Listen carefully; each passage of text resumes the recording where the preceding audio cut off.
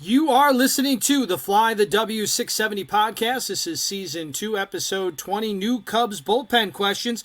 Don't forget to listen, download, review, and most importantly, subscribe to our podcast. Follow us on the socials, Fly the W670 on Twitter, Instagram, and Fly the W on Facebook, or email us, flythew670 at gmail.com. Crawly, happy Monday to you. Hope you had a great weekend. I did. Plenty of baseball to be watched. And now, Dustin, we are officially under double digits. We're now 9 days away from opening day. 9 days away from opening day. Crawly will be out there with all his folks, I imagine. Absolutely. You know it. 23rd opening day in a row. 23rd opening day in a row. That is awesome. All right, Crawly, since the last time we got together, the Cubs have had 5 contests with 1 win, 4 losses, and a tie. Yeah, the Cubs have been a streaky team all spring. If you remember, they won their opener, but then they had like a 4-game losing streak early in camp, and then they had like a 9-game winning streak that was snapped actually when I was there versus the White Sox. And then yesterday they broke a 5-game losing streak. So a little bit up and down. You know, the offense has been struggling, and the middle relief has not looked as sharp. On Thursday, the Cubs faced off against the Arizona Diamondbacks and lost 3-1. I thought Drew Smyly had a really good start. He went 4.1 innings. He gave up 3 hits, 2 runs on a 2-run homer by Caleb Roberts, gave up 1 walk and struck out 4. The bullpen looked pretty solid. Brandon Hughes, who we need to talk about, did give up 1 run. The offense, on the other hand, not looking so good. Patrick Wisdom continued his hot spring, going 2 for 3 with a double, and Cody Bellinger hit a solo home run. But the Cubs had a lot of offers, and they went 0 for 6 with runners in scoring position. 14 Ks, Dustin. That cannot happen. 14 Ks. No, 14 Ks is too much. Even if there is spring training, 14 Ks is too much. Just like allowing double-digit home runs is a pitcher in spring training is too many home runs, even though it's spring training. And, you know, when you think about strikeouts, you know, most of the time you think about power hitters, sluggers. You know what I mean? The Cubs aren't that, so they shouldn't have that many strikeouts. So we'll see what happens. Friday saw the Cubs play their second of 3 split squad games, and they came away with a loss and a tie. Offense looked better, but the pitching struggled in these 2 games, especially the one at Sloan. They definitely played their varsity lineup at Sloan, so the home fans had to have been happy because that was a solid lineup. I do like that. I do like that they did that, even though I was pissed off because I always want them to put out the best lineup possible against the Sox, and that lineup they had against the Sox is like, who in the hell are these guys? Right. And so, you know, it was cool for the people that were there. And so the offense scored 7 runs on 9 hits. Matt Mervis, back from his stint with the WBC, went 3 for 4 with a double. Cody Bellinger was 1 for 2 with a triple and 2 RBIs. And Ian Happ, man, that guy's stock is rising, 1 for 2 with a double and a walk.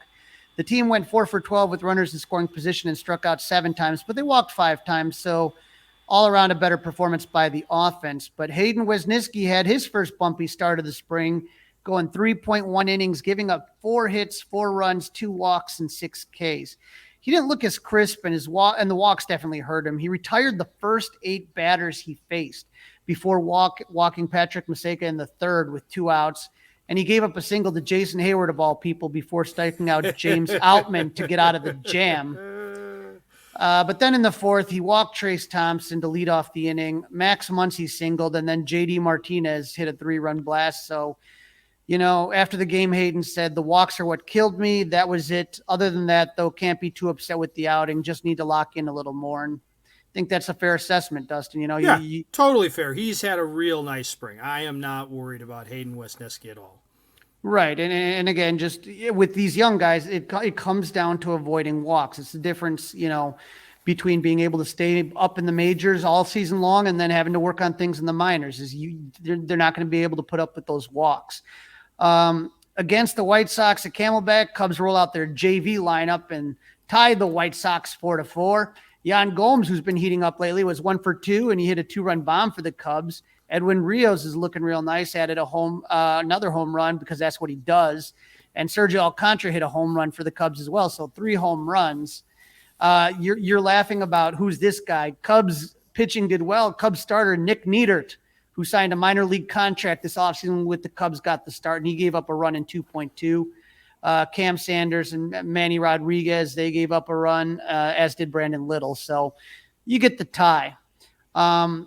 So not you okay too with bad that? there. You okay with that as spring training? As Yeah. a paid customer for spring training, you're okay with a tie? You don't worry about the outcomes in spring training. You're going there to look at players. You're going there to have some fun and drink some beers. You don't worry about the tie. You don't like it, but I don't like I said, this is not, you want everybody coming in healthy. You're not going to try to hurt anybody doing something you don't need to do. It's exhibition, right?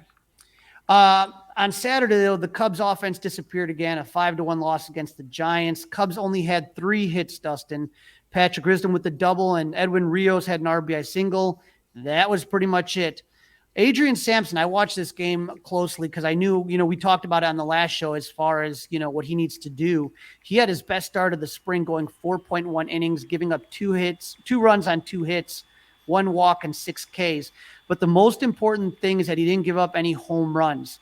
The first run was on some good small ball by the Giants, bunt that ended up also being an error on the play, scored a run. And then the other was kind of like a slicing double. And then Rucker gave up a single afterwards. So he was out of that game, but the run still charged to him. Rucker didn't have a good game, but, they asked Adrian Sampson after the game, what he thought of the start, because clearly this is, he had to have a good start. We talked about it and he provided. So this is what he had to say. Yeah, I mean, I've always just dealt with my work. I mean, I'm getting so caught up in myself on what can I do to get myself better. And it's a great thing that these guys are pitching awesome because, we're going to need everybody all season. You've seen it in the last couple of years how many pitchers we've thrown out there. And when these guys are pitching well and their confidence is high, it's great for the Cubs. We want to win. And when you have 7, 8 starters, 9 starters that can go out there and compete and not just throw them in there and hope for the best, but those guys are great pitchers. So the confidence that they have and they're building right now is just awesome for our team, and there's nothing I can control. I'm just controlling myself. So it's great for everyone. That's the key. You can't, the chatter's happening about Hayden Wesneski and Javier Assad. All Adrian Sampson can do is do the best. And I think he had a really good outing. Like I said, he kept the ball down. He kept it from leaving the park. And it's going to be important, especially when we talk about some of the bullpen questions coming up, that he had that good outing. Yeah, I think the key, like you mentioned, is that there were no home runs and that the strikeouts were up. So those are 2 good things about that outing. And walks were there, but not out of control. He's a pretty level-headed kid, right? I mean, he's pretty straight. He doesn't get high, he doesn't get low. It kind of seems to be a Cubs thing. When they get their hands on guys, they're really trying to instill that, it seems. They've got a lot of guys where the heartbeat just seems kind of regular, right? Right, and they saw something that was causing an issue with the two seam and 4-seam fastball with him. So the Cubs are really good at kind of catching these things, and hopefully this is just the beginning. Again, don't give up on Adrian Sampson just because the spring hasn't looked good. Sometimes these things happen, and you got to kind of fix whatever's going on. On Sunday, the Cubs snapped their 5-game losing streak. Justin Steele took to the mound against the Padres. Last time in Mesa, the Cubs pitched a no-hitter when Steele was on the mound, but not the greatest start for Steele. He pitched 3 innings. He gave up 4 hits and 1 run, but an uncharacteristic 5 walks to go along with 3 strikeouts. And so, you know what, Dustin, when you think about it, he didn't have his best stuff. He knew it, and he still competed. The bullpen looks sharp as well. Nick Birdie has really impressed me. Keegan Thompson didn't give up any runs, but we got to talk about Keegan a little bit. But this is what Justin Steele said after his start. Yeah, I was talking to Tommy and Rossi. I just kind of felt like I was moving underwater for most of the day and stuff. But, I was constantly having to make adjustments and stuff out there. So that's just kind of one of the mountings I was dealing with today. But, just got moving forward, just got to make sure I'm, firing on all cylinders, ready to go from pitch 1. He was just telling me to take a deep breath. As a catcher, and, he's called me plenty of times. He can tell when something's off, something's going. He was same thing. He was just, you kind of seems like you're moving a little slow underwater and stuff. So, like I said, that was just the adjustments I was making out there. Was trying to get my body going and then making the adjustment from pitch to pitch. Yeah, it was really clear if you watched it. He liked the phrase underwater, but yeah, he wasn't comfortable out there. It was never heard that reference before. The underwater reference. I read that statement, I believe, on Twitter yesterday afternoon, and then hearing it there, it made me scratch my head yesterday, and today it's making me laugh.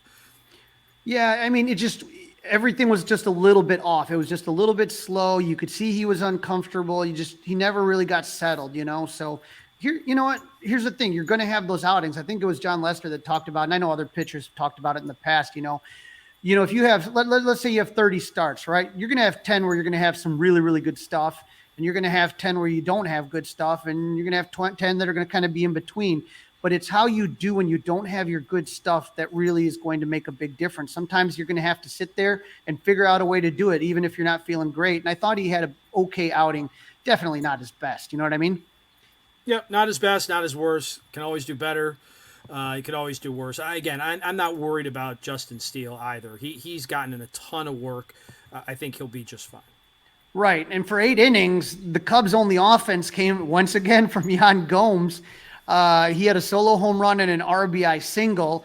2 runs. Again, that's what kind of made me nervous, is that it was fun because what's going to happen here is that the game is tied going into the 9th 2-2.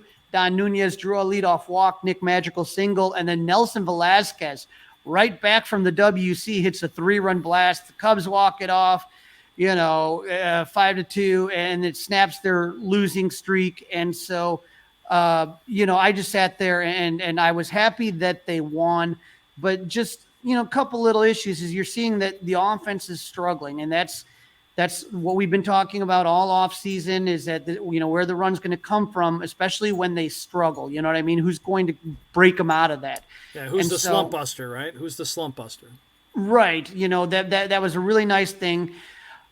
We got to talk about the bullpen, Dustin, because 4 starters we talked about last week: Stroman, Tyone, Smyly, and Steele.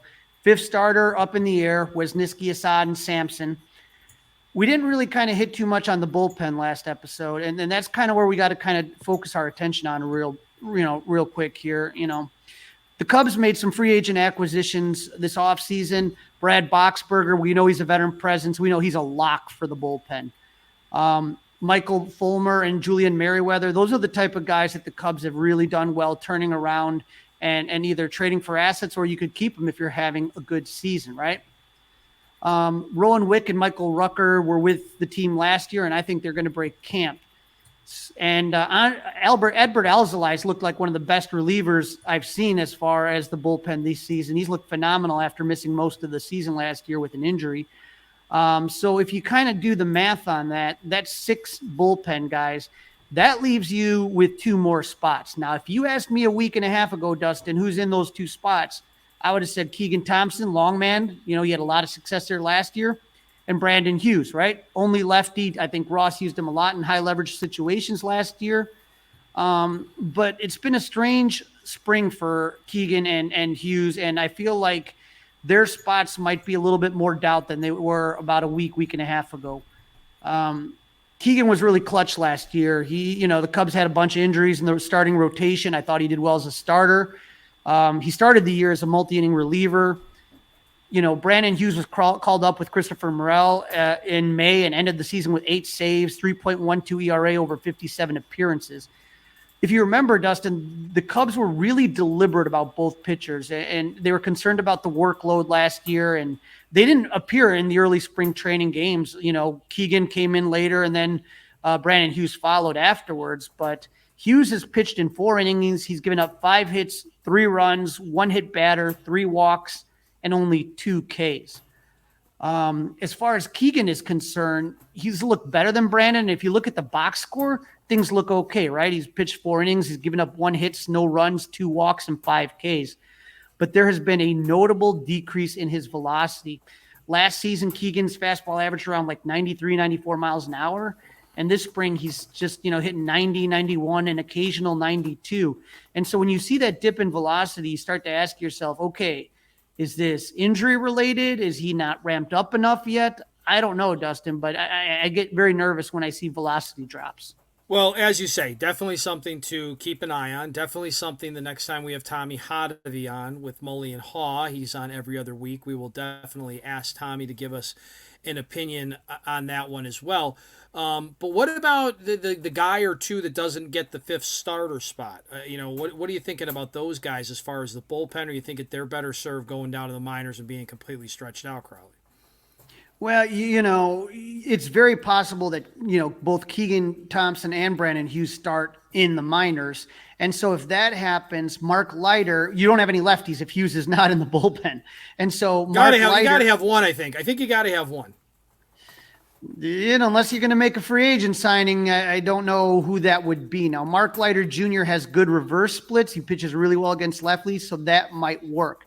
You're asking about the guy that doesn't get the fifth starter spot. So, with Wesneski, Assad, or Sampson, let's say Hayden gets it. Right now he's probably, I don't know. I hate to say it because Assad's looked great too. So he's looked great. He's looked really great, right?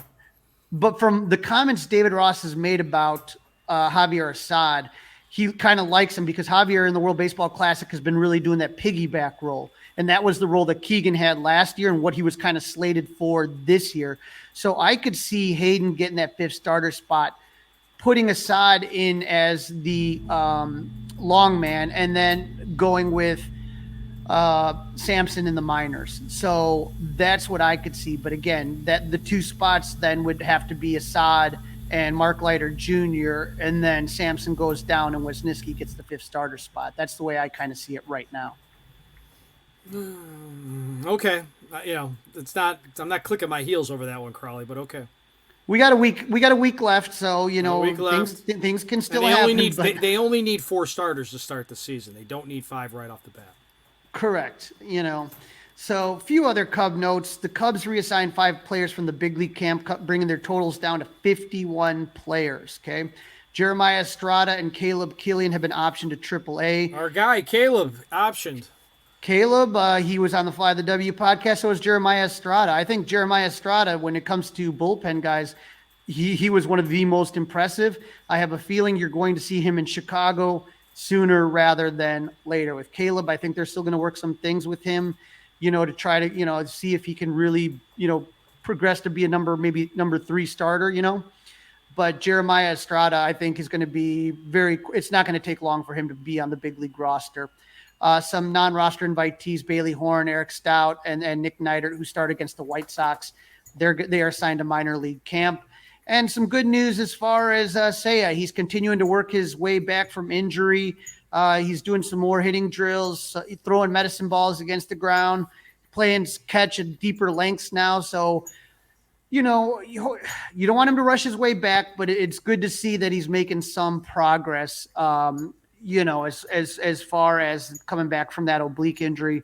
I just hate oblique injuries, Dustin, just because those are ones that should get retweaked so easily, Super easy, especially with the cold weather and overswinging and trying to jump back and jump start things. So yeah, you got to be real careful with that. You are listening to the Fly the W670 podcast, season 2, episode number 20. New Cubs bullpen questions have arisen. Don't forget to listen, download, review, and most importantly, subscribe to the Fly the W podcast. In this segment, Crawly interviews the voice of Sloan Park, Tim Sheridan, celebrating 40 years as the P announcer for Cubs spring training. Joining me now on the Fly the W podcast, I am happy to have on Tim Sheridan, the voice of Cubs spring training. Tim, how are you doing today? I'm doing absolutely fantastic. Looking forward to a nice game out at Sloan Park this afternoon. Yep. Well, I was excited because when I was in Mesa, I got to see you. You looked great. And you handed me a limited edition Tim Sheridan baseball card, autographed and numbered. So I was excited. And that's why I wanted to have you on. For people that don't know, you've been the PA announcer for 40 years. This is your 40th year doing the PA announcements. I mean, when that hit you at the beginning of this season, like how did that go through your head as far as, could you believe how quick the time has fly? Does it seem like yesterday? It's one of those things definitely where I kind of scratch my head and say, how did 40 years go by that quickly? Because I still feel like I'm, like a young kid, or I feel like I'm, I don't know, in my 30s or something. And if I'm actually have done the PA announcing for 40 years, I can't be in my 30s. It just does the math doesn't work. So, um, yeah, it was kind of I thought about it ahead of time and knew it was a little bit of a milestone, because 40 years doing anything is kind of a long time. So, uh, just thought, hey, I should put together a little card and memorialize this season. And 40 years, what it does for me is it brings back, a lot of stories, great times at spring training, friends, people I've met over the years, who've become like friends, like my Cubs friends. And I don't necessarily see all of them throughout the course of the year, but then I come back and there we are all again at spring training. And it's kind of like, we never missed a step. We're just back being, buddies at the Cubs games again. So yeah, it's As much as people associate you with Arizona, you weren't born and raised in Arizona. It was Minnesota. yeah. I was born and raised in Minneapolis, and my family, my mom and stepdad decided, hey, it's a little cold up here. Why are we living here? Well, because their parents lived there, that whole thing, and so they decided to check out some warm weather instead, and moved to Arizona, as it turned out, to the Phoenix area, Tempe originally. And so then I finished my last couple of years of high school here in Arizona and went to college in Arizona and basically lived my whole adult life in Arizona, which is actually a college class that brought me to Cubs spring training as the PA announcer. So is that something that you knew right away that you wanted to do, that you wanted to be to go into broadcasting of some type? I technically, I had my mind at the time of like a young college student wasn't sure. I was still figuring out that I wasn't going to be a major league baseball player, so that was traumatic when I realized that wasn't going to happen, or I wasn't going to be a professional athlete. It's like, okay, where do we go from here? And I had a instructor who's named Ron McIntyre over at Mesa Community College, and at this time we're talking, early 1980s, and he said, "There's something that's coming out. It's called cable television, and it's going to open up a huge new landscape of jobs in that industry. And if you want to keep involved in sports, there's going to be a lot of opportunity." And so that was kind of why I decided to change. I was looking at possibly teaching, something about that, because I wanted to possibly coach. And so then I started thinking, well, you know, money wise, coaching, and unless you make it to the top, teaching and coaching don't necessarily make you rich or anything. And so I thought, well, I'm going to go this way because there's probably a lot of opportunities. And so that was how I was in a radio and TV announcing class. And I've told this story many times to people, but it's like they said, who wants to help out at Cubs spring training? And the quick arm up basically got me over there the spring of 1984, which of course was a great season to jump on board for the Cubs. Yeah, I mean, when you talk about all the of all the years to jump on board, 1984 really is what I tell people the quintessential year, and huge in Cubs history, because after 69, there was a slow and steady decline in attendance. It used to be in the 70s. They would close the whole upper deck of Wrigley Field. Like, people always assume that it's packed houses all the time. And it really was that 84 team that put it on the map. Now, bring me back to 1984. That team didn't look that great in spring training until Dallas Green made a couple of late additions. And that was Gary Matthews and Bobby Dernier. Do you remember how camp changed once those two guys kind of came aboard? Honestly, I'll be honest. I don't think I was as perceptive back then about spring training and what it can do and the changes that can happen. I was just kind of in awe of being there and being able to be in the press box with Harry Carey and all those guys that were the announcers at the time. So I was, I thought I was a pretty astute baseball fan, but like I realized those were probably good moves, but I couldn't see it at the time what it was going to do in the regular season. And later on, I realized that, spring training records don't mean anything. It's really like in some years where the Cubs have done really well in the regular season, their spring training record was not very good. So, there isn't really a correlation, but I was later on down the line learning to understand the difference in managers and how they conduct things, and if there's a new energy, like when Dusty Baker came on board, and you could kind of see that talented group coming, around 2003 or whatever. So I wasn't as astute in my first year. I literally was just like trying to figure it out, and they were telling me to do the public address, which I had never done before. So I was like, a lot on my plate. But I did it made me a Cubs fan, because then of course WGN was going on. Living here in Arizona, I got to watch all the games. So I was like, this is a pretty cool team. And I got to see them and, announce their names in spring training. And now I'm watching them do this like incredible thing, something they really hadn't done since, make the playoffs since 1945. So long drought. Oh, yeah. And so you have actually had the opportunity to broadcast Cubs games in 3 different spring training facilities. You mentioned you started in 1984 and you went all the way to 1996 at old Ho Ho Kam Park, and then 1997 to 2013 to Ho Ho Kam Stadium, and then 2014 to present day Sloan now.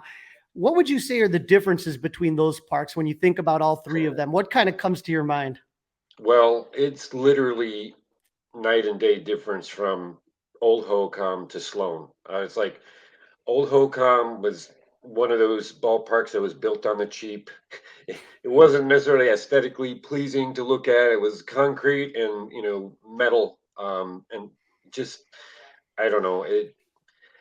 It wasn't pleasant to look at, and yet at the same time, it was the place I started.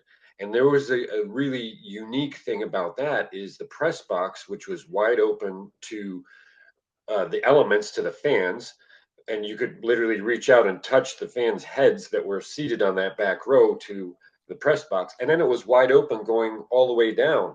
So I was directly behind home plate, and I've told this story a million times too, but WGN radio on one side of me, WGN TV on the other side when they were broadcasting those games, and I was like, here I am and stuck in the middle. This kid, just popped in there going, what?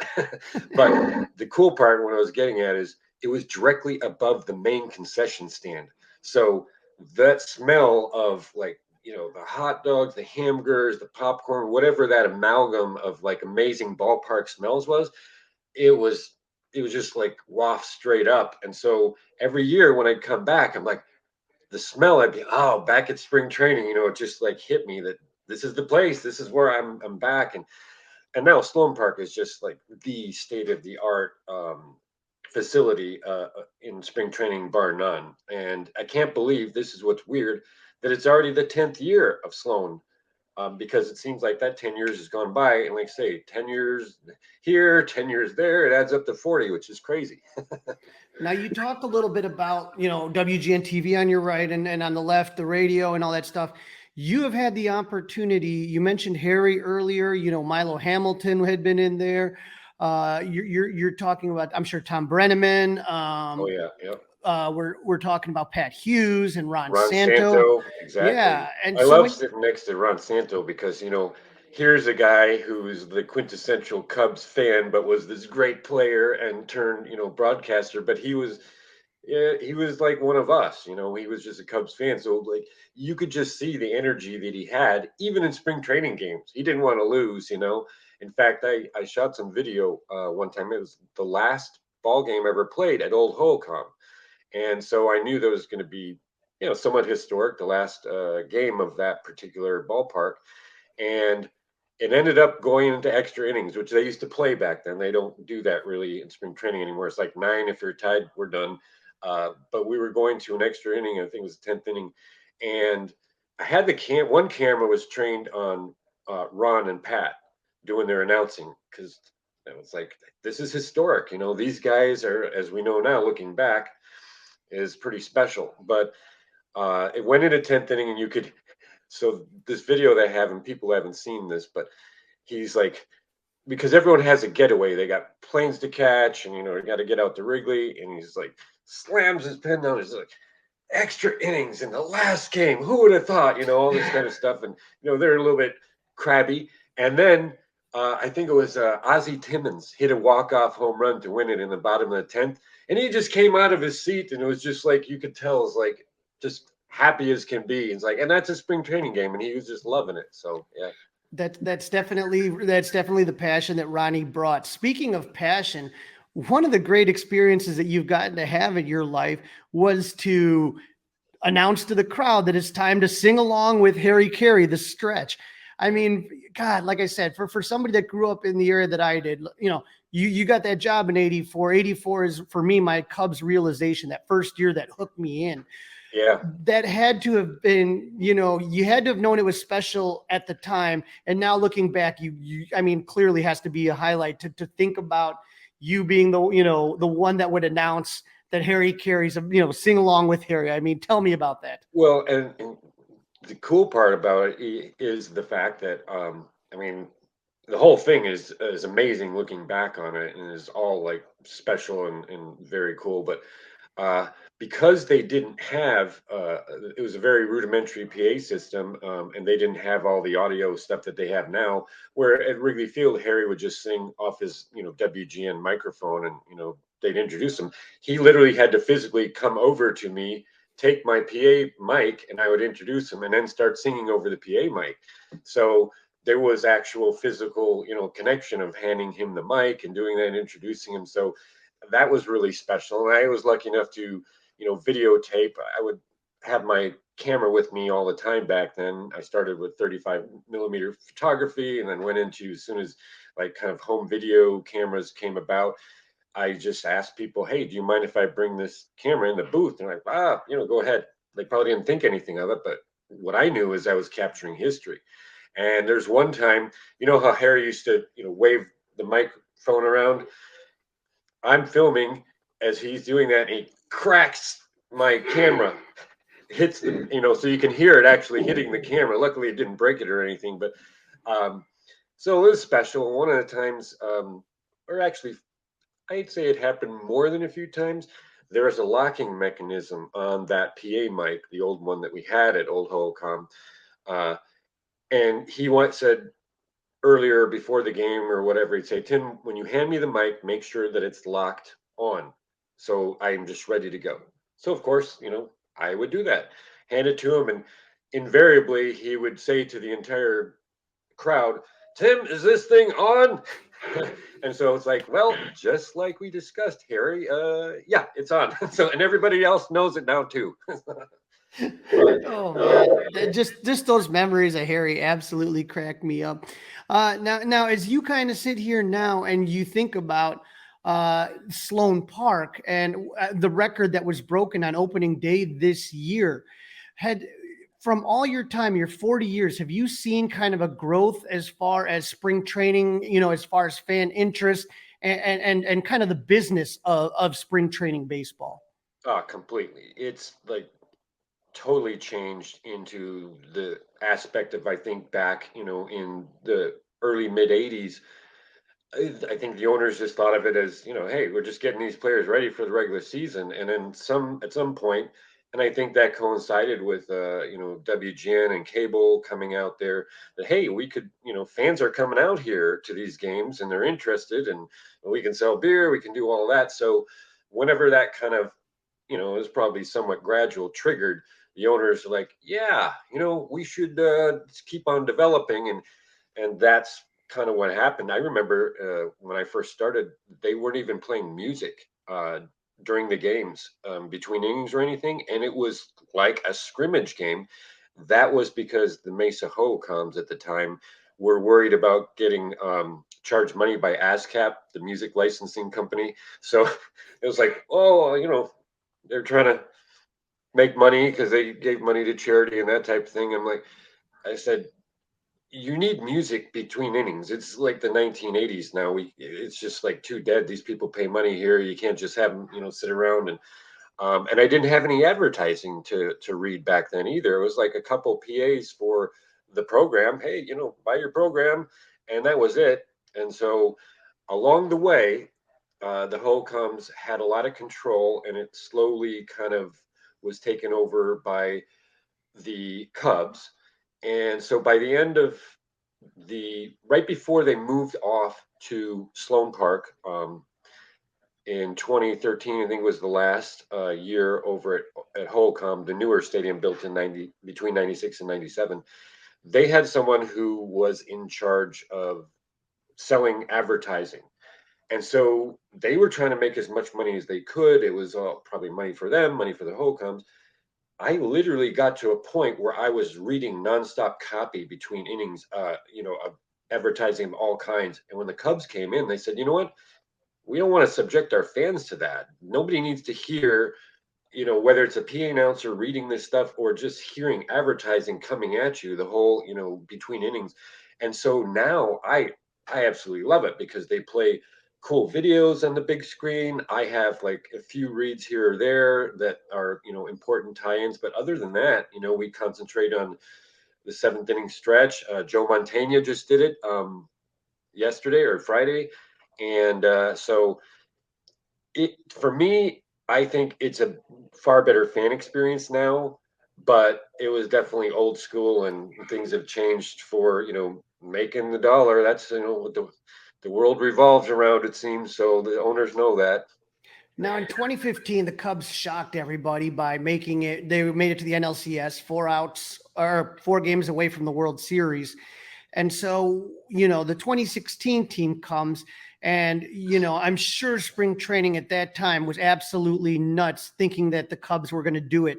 What feeling or vibe did you have watching those 2016 spring training games? Yeah, it was one of those incredible feelings. I think all the fans could sense that, and I could too, because I had really gotten into following the team and the minor league level and stuff by that point, even a long time before that. But because I was always looking like Cubs fans were, who's going to be the next great prospect? Who's going to fill in? Who's going to become that third baseman that, runs after Ron Santo? And, besides Aramis Ramirez, there's like a pretty big drought of, good third basemen over the years. But so you're always looking whether it was the Gary Scott or Felix Pie or, those kind of Corey Patterson, who's going to be this, next great 5-tool player or whatever. But by the time getting to 2016, I was seeing that develop. I actually was at Fitch Park shortly after Theo Epstein was hired, and I'm filming as I had a habit of doing. The guys who are working out, and this was like they called it like Camp Bussy off-season type of thing. And I look over, and there's Theo Epstein just standing there by himself, and I'm like, I'm going to go over and introduce myself. I mean, I do the PA, so I've got something to say. I'm not just a fan, even though I am. And he literally told me a step-by-step of his plan to win the World Series. And I watched that thing just happen like that. And so by 2016, myself and everybody else started seeing everything coming together. And, that was special. I think we broke massive attendance records at Sloan Park that year, before they'd won the World Series. It was the spring of 16. So, the vibe was something special, and I think it could be felt, throughout the whole complex over at Sloan. And so where were you when they won it all in 2016? Where were you when Anthony Rizzo catches that final throw from Chris Bryant? Where were you at?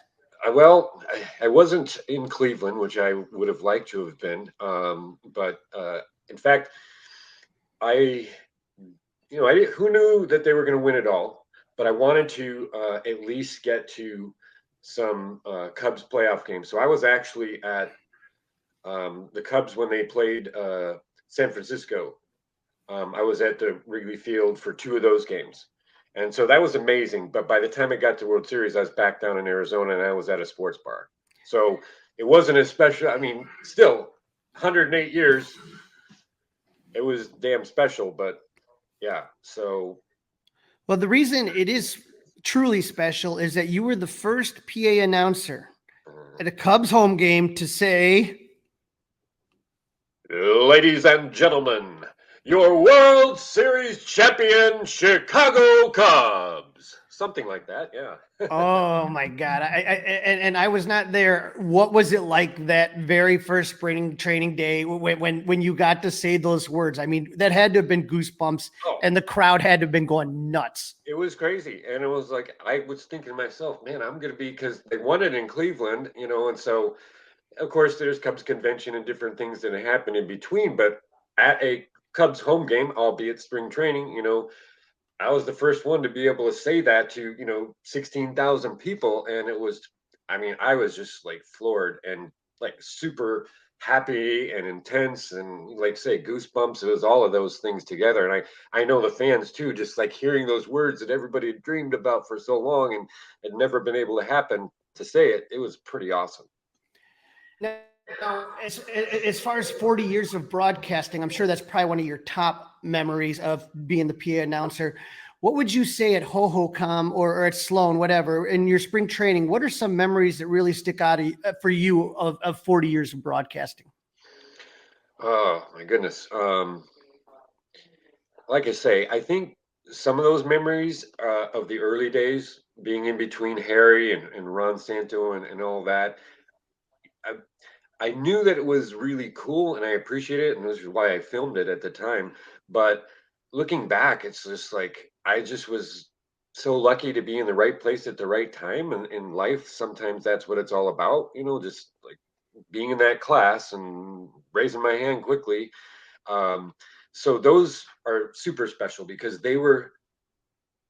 it was right next to me. Now, when Sloan and actually the new Holcomb was built before the '97 season, it was nice. I mean, let's face it, it had like we all had big booths, but it was separated by glass partitions. So Harry was only at that stadium for 1 year because he passed away before the next '98 season. And so he would come in and he was in a booth next to me, but separated by a big glass partition. And when he would come in, he would rap on the glass. And I mean, I don't necessarily like to tell the story because I'm not trying to be braggy or whatever. It's just what happened. And he would knock on the glass and then he would do this to me. And I'm like, Harry Carey is doing the freaking we're not worthy kind of thing. And, so that's like a like super crazy thing. And I had Ernie Banks call me up. I was going to do an interview with Ernie Banks. And so he calls me up. I was like, I think he was in Chicago and the time change hasn't happened. So it was like 2 hours earlier. It was like 5 a.m. I'm like, who died? It's like, who's calling me? This is back before cell phones, of course, So, and I could see it said Banks, Ernie, or whatever on it. I'm like, holy crap, Ernie's calling me. And I pick it up and he's like, Tim Sheridan. Of course, he said this to a lot of people, I'm sure. But he's like, Tim Sheridan, you're the greatest. You're the greatest. I'm like, I know he says it to a lot of people, but it just kind of, those things are like, who would have thought that something like that Ernie Banks would be calling me up and saying something like that, or Harry would be doing that? I never, when I raised my hand in that class all those years ago, I would have never guessed stuff like that would have happened, but, just part of the landscape. Now, I'd be remiss if I didn't ask you. You have sat through a lot of Cubs spring training games. What do you see so far this year, as far as what you see with the 2023 Cubs? I'm cautiously optimistic, I guess, is a word. And I wish, we didn't have the injury to Suzuki. That's kind of, an issue, but in a sense, it's letting us figure out who else can step up and be there should there be an injury like that in the regular season or something. So hopefully he's going to be back soon, and hopefully Kyle Hendricks gets back to where he needs to be. But so cautiously optimistic. I've been pleased with the pitching. Some of the pitching has surprised me in some of the guys they brought in, some non-roster guys and different people that. So I think the pitching might actually be a pleasant surprise. I am like without Suzuki in that I'm possibly concerned about the hitting if there's enough bats there to score as many runs as we need. But yeah, cautiously optimistic right now. So a lot of you hear people say, oh, they're going to be in the cellar, but I think they might surprise people a little bit. Now, Tim, where you talked about all the videos that you tend to take. And people, if they want to, they can go to your YouTube channel and see some of these amazing spring training videos that you've had an opportunity to shoot over the years.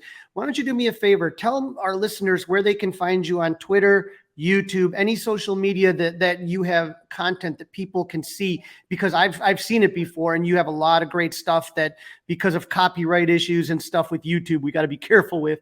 But tell people where they can find it themselves.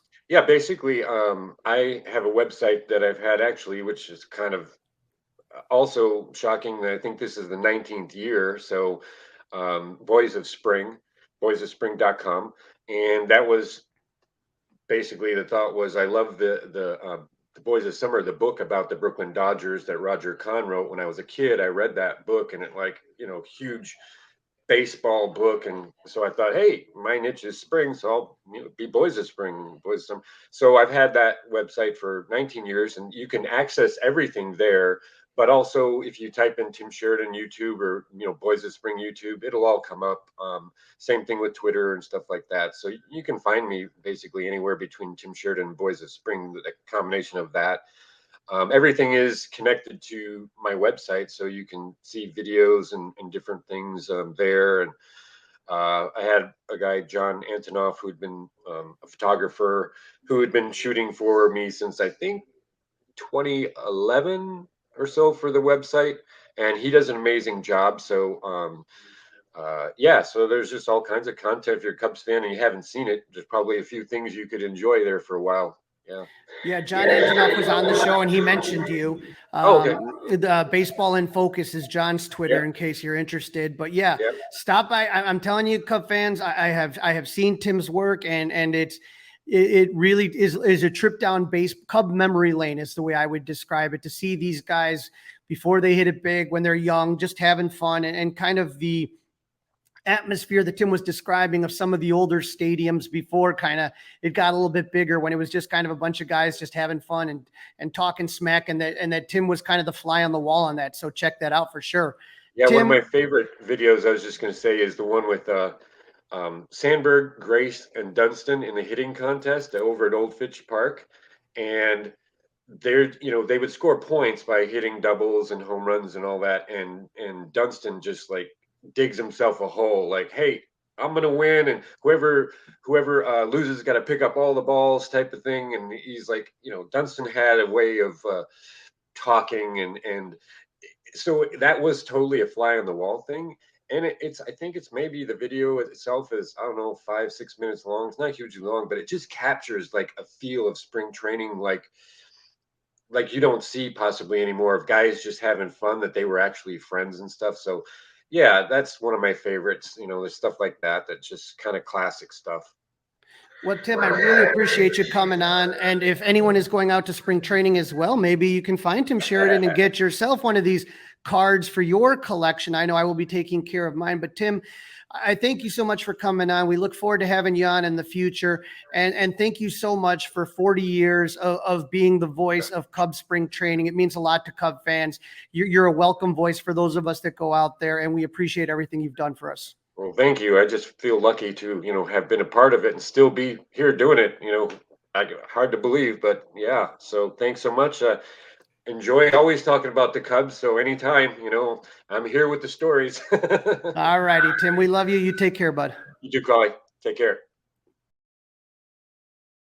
This is the Fly the W670 podcast. This is segment number 3. We want you to remember to listen, download, review, and most importantly, subscribe to the podcast. Don't forget to check us out on all the socials as well. This is season 2, episode 20. We're calling this one Cubs Bullpen Questions. Crawly, Sunday night, Team USA advances to the World Baseball Classic final, getting a chance to defend their title later on tonight as we're recording this.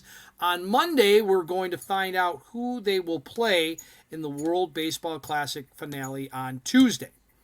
I know not everybody's 100% a baseball junkie like me, but you have got to say that the World Baseball Classic has been fun. It has excited baseball fans around the world. They've wrapped up the quarters, like you said, into the semis. In the first quarterfinal game, Cuba beat Australia 4-3. Dustin, if you would have told me 10, 15 years ago that the Cubans barely beat the Australians in baseball, I would have been like, you're crazy. But I don't know. I just don't think that they're the powerhouse. I still think it's a hotbed for baseball. I just think a lot of, Cubans have defected. There's been other issues. I don't know if you heard this today, but one of their catchers on their catchers team defected, in Miami. Yep. Mm-hmm. defected in Miami. So I don't know. I just when I saw them beat Australia 4-3, and I saw the talent on the other teams in the quarterfinals, I was like, I don't know if they had a bad game or what. That was the one game I did not see, but it didn't bode well for them. Japan beat Team Italy in the second quarterfinal game 9-3. It was exciting because you got to see Shohei Ohtani pitch 4.2 innings. He threw a 102-mile-per-hour pitch. And not only that, Yu Darvish, the old man of the Japanese baseball, World Baseball Classic team, he pitched out of the bullpen in the game. So imagine going to a game and seeing Ohtani and Darvish both coming out for Team Japan. That was awesome. And Japan is just clearly one of the strongest teams in the tournament. There's a lot of talent there. And so I would look out for them. But the weekend, Dustin, is what had all baseball fans buzzing. The next two quarterfinal games were electric games. Yeah, phenomenal. Did you have a chance to watch them, Dustin? I did. Caught some of it. Caught some highlights. Watched the package on MLB Network. But let's get into it because it was good stuff. Mexico, Puerto Rico semifinal. The biggest winner was Cub fans because you had former Cubs player Javy Baez hitting a massive home run, 2-run blast.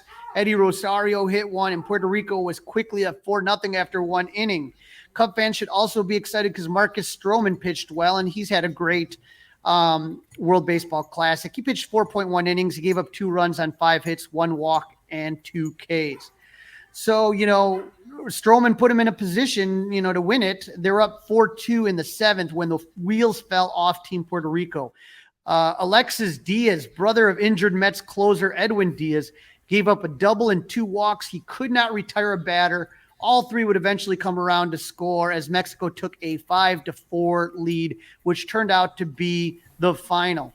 Another important note for Cub fans is that it was Javier Assad who kept Mexico in it after the Mexico starter Dodgers Julio Urias struggled. He went 2.2 innings, gave up 1 hit, 1 walk.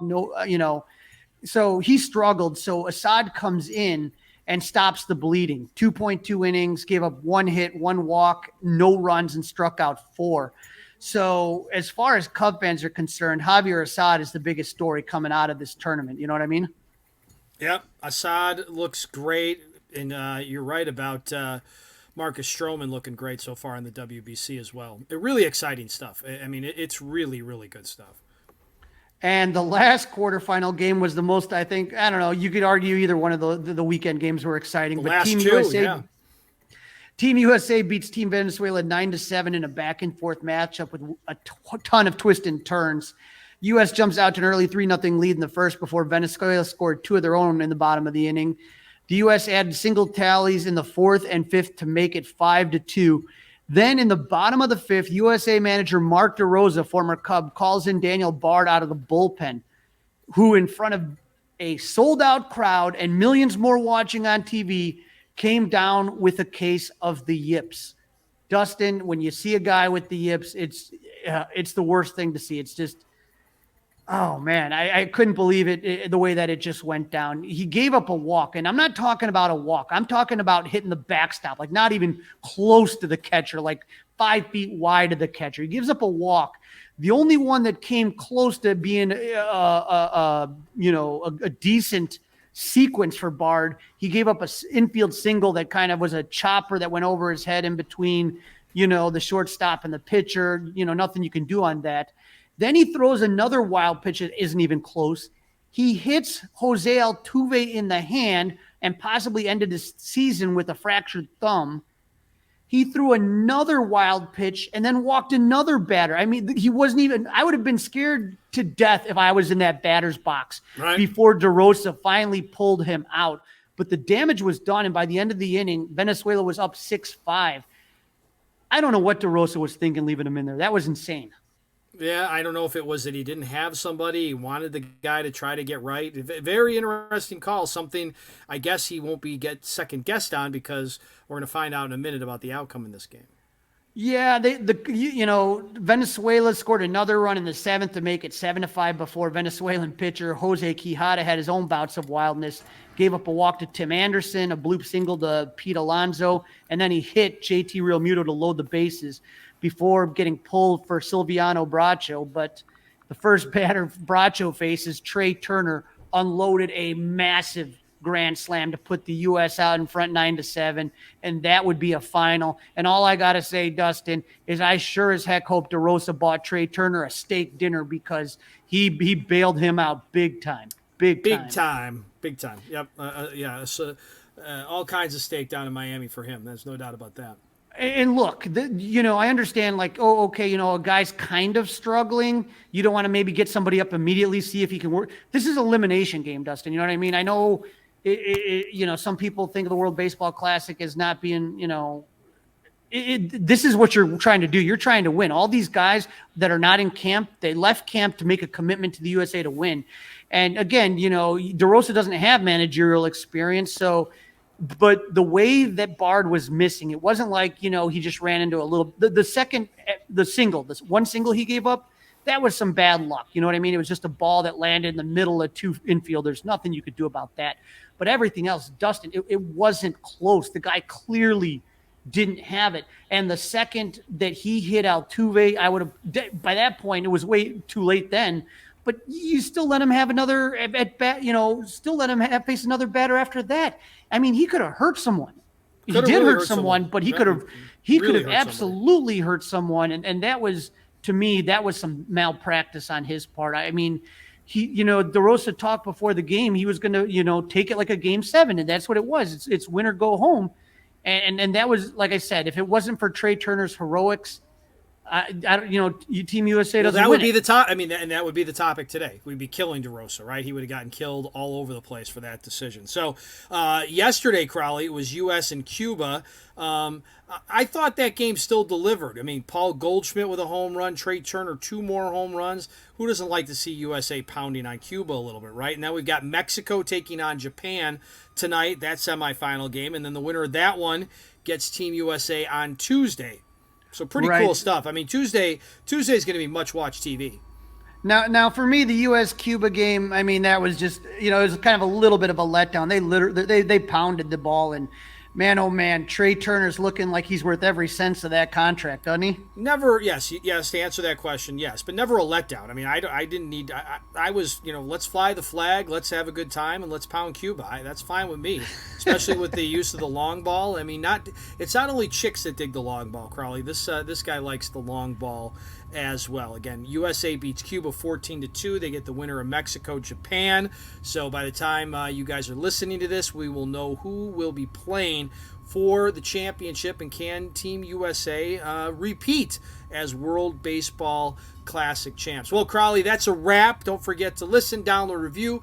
Most importantly, subscribe to the Fly the W podcast. Follow the socials, Fly the W Facebook, Fly the W670 on Instagram as well. You can email us, flythew670@gmail.com. And check this out. You can watch us on YouTube by subscribing to the 670 The Score YouTube channel. Crawly will get back at it middle of the week. We'll be that much closer to opening day. We'll know who has won the World Baseball Classic, and maybe we'll have a little bit more of a clearer picture on the bullpen and on the roster the next time we get together. We're getting down to the nitty gritty. It is getting exciting. A week from Thursday, we're 1 week away from baseball, and I'm freaking out. Don't forget that we do have some tickets left for the Baseball is Back party at Club 400 with Justin Steele. If you're interested, you can send me a DM or you can email us, whatever, and I can send you all the info that you need. We'd love to have you come out and support Club 400 and the cause. Let's hope the Cubs get another one of those winning streaks and get hot right before opening day. I'd love to see it, and let's get some momentum built, and go Cubs.